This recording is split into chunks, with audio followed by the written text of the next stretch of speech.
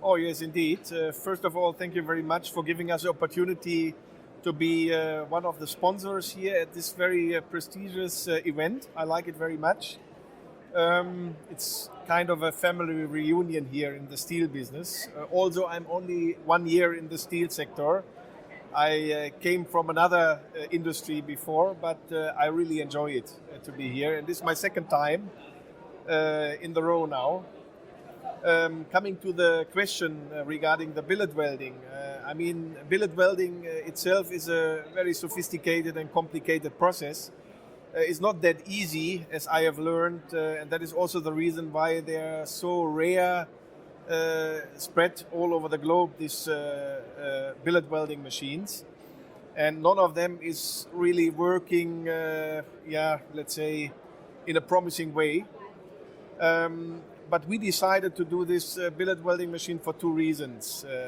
Number one is we want to increase our yield. Especially in times where you have to count every single penny, you have to increase the productivity. And the billet welding machine gives you, an advantage to reduce the inter-billet time, because what you're, in simple words, doing, you are welding the billets together to have endless rolling. And we are a rolling mill. We don't have a melt shop. We just have a reheating furnace, and then we weld the billets together so that we increase the productivity by doing this.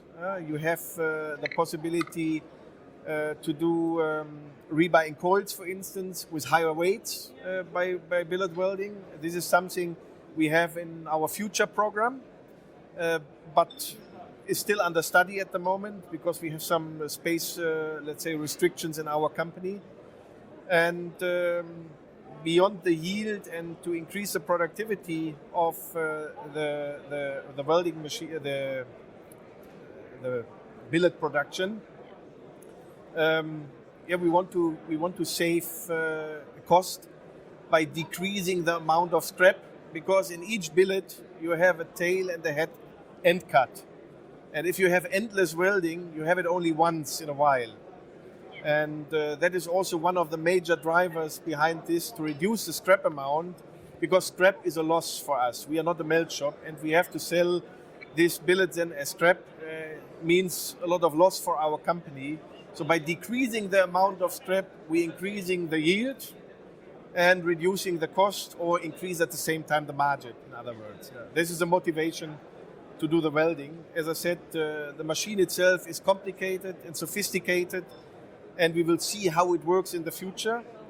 But in simple words, we are not doing nothing else than welding two billets together before they enter the first roughing stand.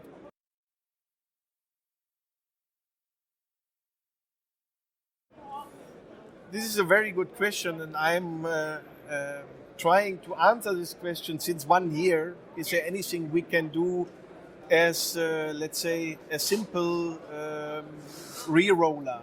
Re-rolling is nothing really sophisticated. And the steel industry, to my knowledge and my experience, is not very innovative, I would say, especially not in the last 100 years.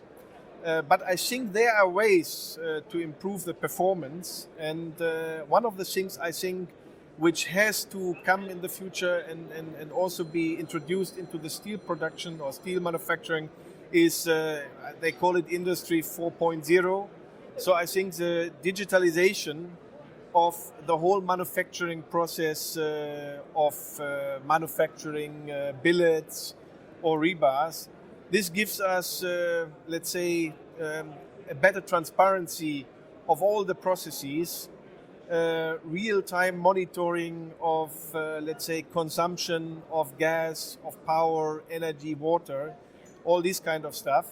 And as especially during days, what I said in my initial statement, where efficiency is everything which is under our control, because the market is out of our control, we can just react to the market. But the performance is something we can control. And my strategy is to control as much as possible this production process to make sure that our conversion costs are the most competitive in the market. And by digitalization, and monitoring of each and individual parameter of the production process, and by communication of the different machines, equipments, as a holistic, let's say, system, I think we can squeeze further down the cost and become more competitive, and become also a role model in the steel industry here in the Middle East. And the other thing which is also related to this is e-commerce. It's not directly related to the production or the manufacturing of the product, but it's the sales of the product. And I think in a few years, you can't imagine that sales of steel will be done in the traditional way. Everybody is using e-commerce, I'm 100% sure, in 5 years. But should I wait 5 years and react to the market? No, I want to be a front runner. So our company is ready for e-commerce, and next year we will start doing the first auctions for selling our material and buying billets.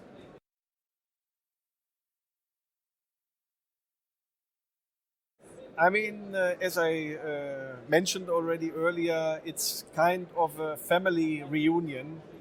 The steel family seems a very small family, and this unique event here once a year is giving us really the chance to speak to the entire who is who of the steel business here in the Middle East. So I really enjoy it. The disadvantage of the networking is that I had not too much time to attend the presentations, but I have my people who are sitting there and giving me the report, was part of the presentation, and I'm sure you will circulate at the end of the conference all the presentations to all the attendees. So my fazit up to now is it's a great event, it's a great location here, very professional management, and I think I have nothing which I really can add to it. More time, maybe. This is one thing, because time is the only limitation we have here at the conference. I mean, I wish you all the best for the next years, and we will hopefully a part of the next event as a silver or gold sponsor as well. Because by being a sponsor, I increase the visibility and the branding of my company, and I think I achieved this by participating in this event.